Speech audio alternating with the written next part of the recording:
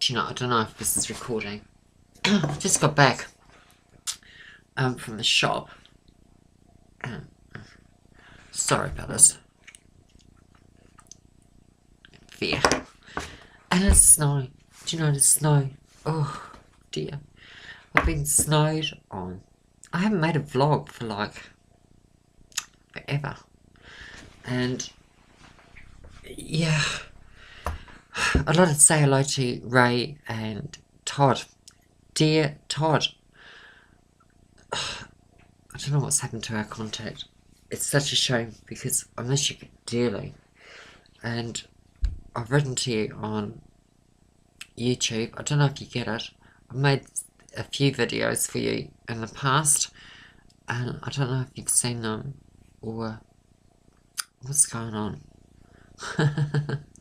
Which isn't surprising for Olivia because Olivia quite often doesn't have a clue what's going on. But look at the snow.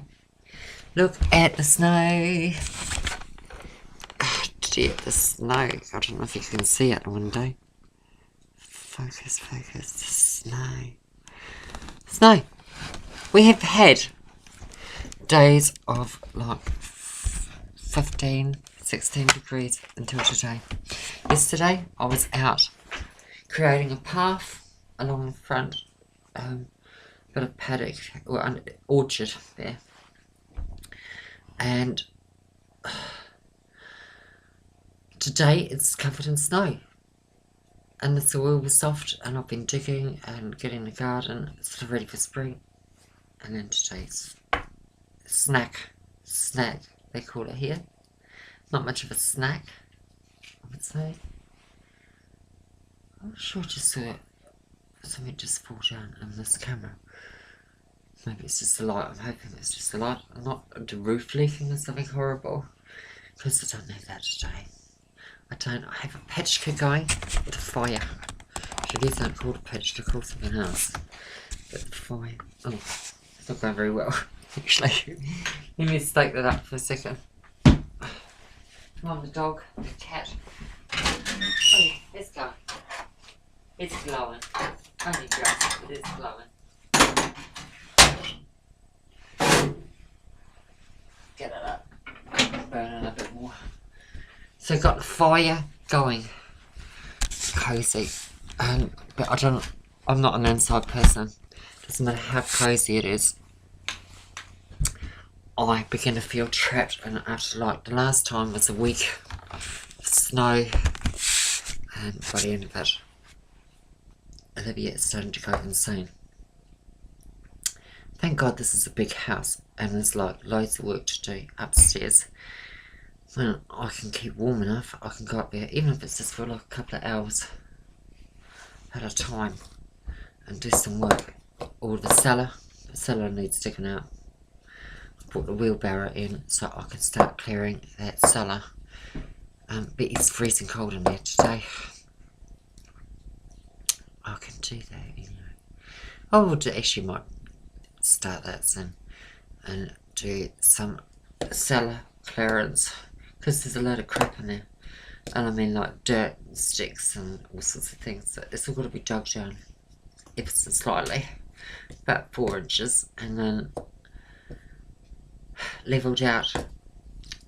It's a massive cellar and I can't wait to get it done. So that would be a good project. But some people live in very tiny houses here, very tiny rooms. Thank God this house is bigger. It's a lot bigger than the other one I looked at. Not as beautiful, but it's bigger. It's going to be as beautiful by the time I've finished with it, I'm hoping. So anyway, waffling on.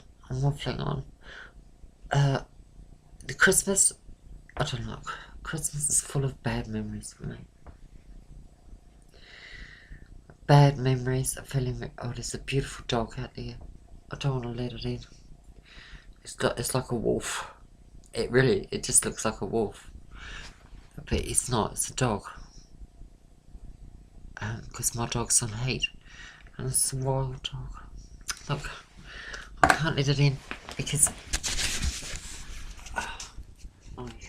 you can see it. It's the most beautiful dog. Alsatian cross zone.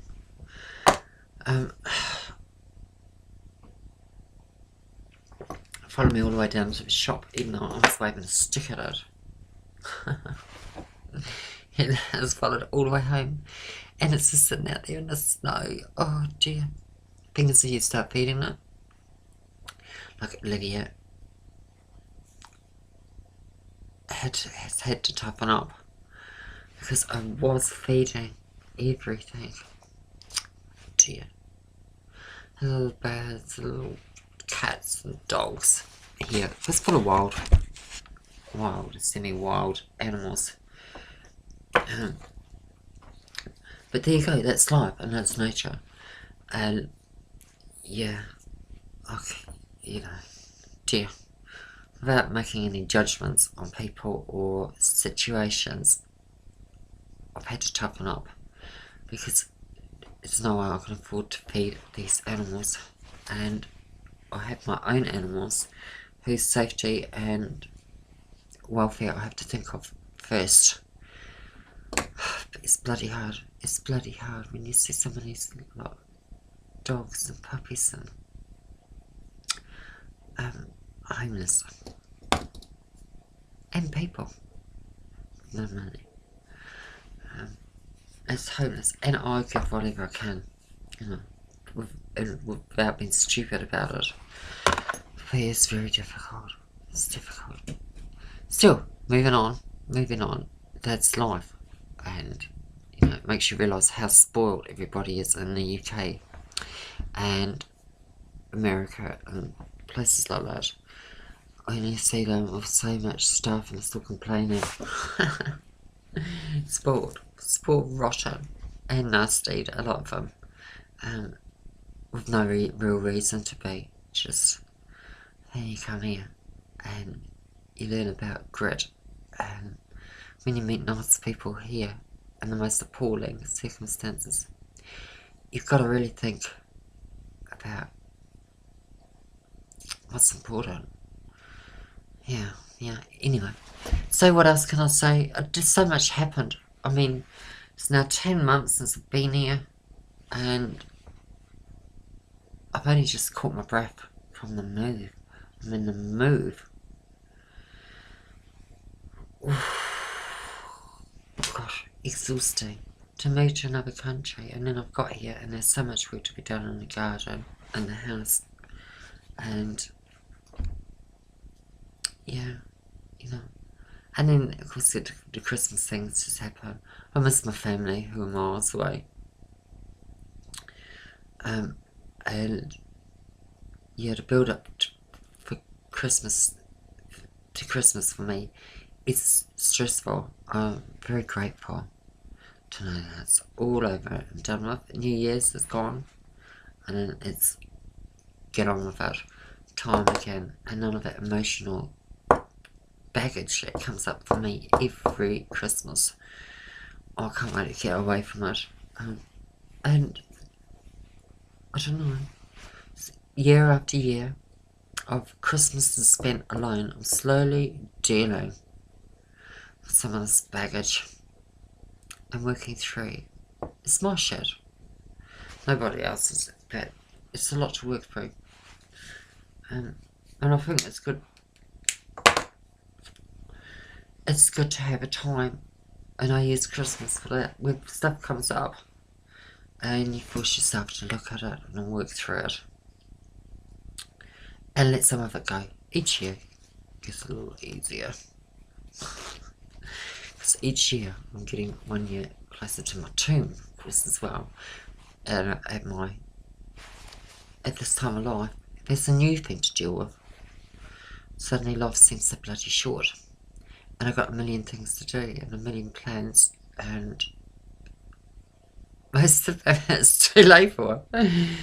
Dear, I tell you, like the gender thing in my life, it's taken me all these years to get to a place where it's all finally dealt with, and you know, surgeries and carry on trying to make things, yeah, dear, right, and I would not recommend anybody have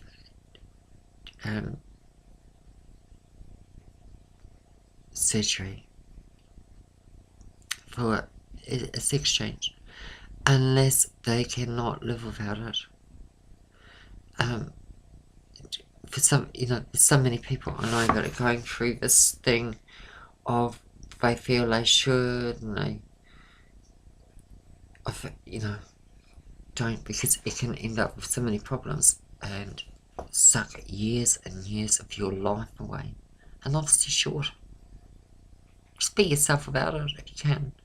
I couldn't. It just, nothing lined up with my head, ever since I was like so high. Nothing lined up physically with my head, my brain. So, thank God I've had it done. And I've never changed that, even though I've had so many problems. But I would not recommend it for anybody. It has to be something that they just cannot live without having. And that's what it was designed for. It was a life-saving procedure originally, not something for people who have a whim to go through. But those people aren't transsexuals anyway, but yeah, they've deluded themselves. And a lot of those people who have surgery who don't feel it's a life-saving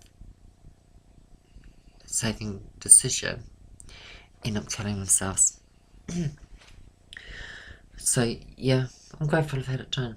But I tell you, the years are gone, and now I'm 50, and I think, okay, now it's time. You've dealt with all of that. Time to start living. And all the things I wanted to do, like sing and all the rest of it, it's too late.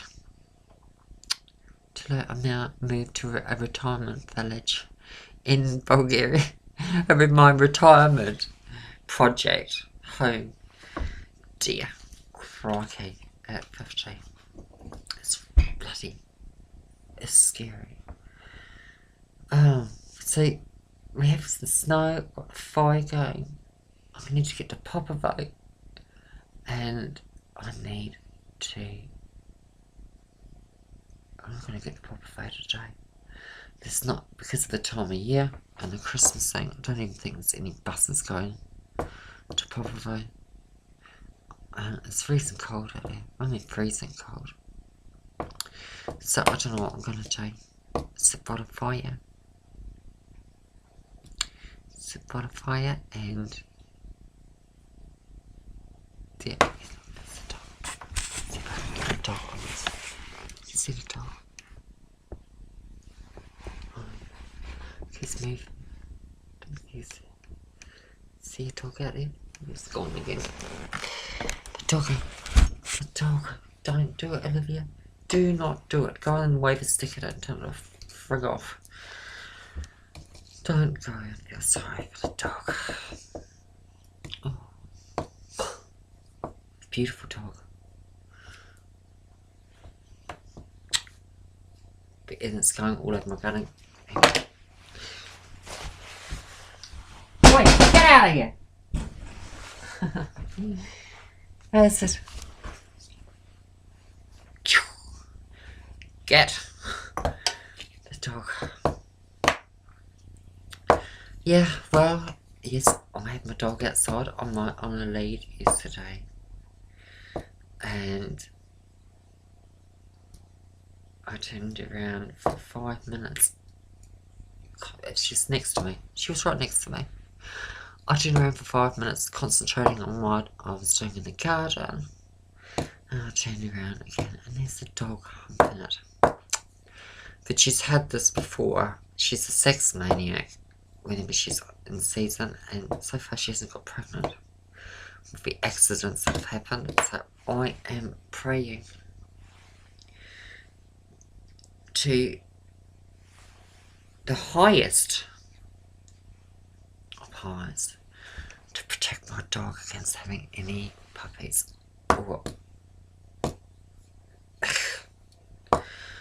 that will be a bloody pain. Anyway, I'm waffling on. This is just a vlog. This is just where I'm at the moment, which is by the fire. Keep it warm after being out. in the cold. I'm waffling on to YouTube.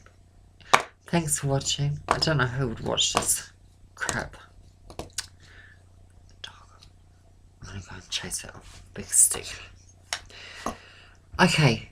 Ciao, ciao, ciao from Bulgaria. I miss everybody. It's the time of year too. You just miss everybody. Okay. Ray and Todd, I love you very much.